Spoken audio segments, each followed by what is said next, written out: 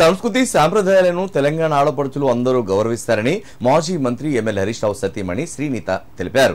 సిద్దిపేట జిల్లా చిన్నకోడు మండలం మాచాపూర్ గ్రౌండ్లో నిర్వహించిన సద్దుల బతుకమ్మ సంబరాల్లో ఆమె పాల్గొని మహిళలతో కలిసి బతుకమ్మ ఆడి పాడారు. ఈ సందర్భంగా మాట్లాడుతూ మహిళలందరికీ బతుకమ్మ పండుగ శుభాకాంక్షలు తెలిపారు. తెలంగాణ అస్తిత్వానికి సాంస్కృతిక జీవనానికి తరతరాల ప్రతీక మన బతుకమ్మ అని అన్నారు. ఆడపడుచులందరితో కలిసి బతుకమ్మ పండుగ జరుపుకోవడం ఎంతో సంతోషంగా ఉందన్నారు. అంతకు ముందు రామలింగేశ్వర దేవాలయంలో ఆమె ప్రత్యేక పూజలు నిర్వహించారు. కార్యక్రమంలో మాజీ జెడ్పీ చైర్పర్సన్ రోజా రాధాకృష్ణ శర్మ, సిద్దిపేట మున్సిపల్ చైర్మన్ మంజులా రాజనర్సు, మాజీ ఎంపీపీ మాణిక్యరెడ్డి, పలువురు నాయకులు, కార్యకర్తలు, మహిళలు పాల్గొన్నారు.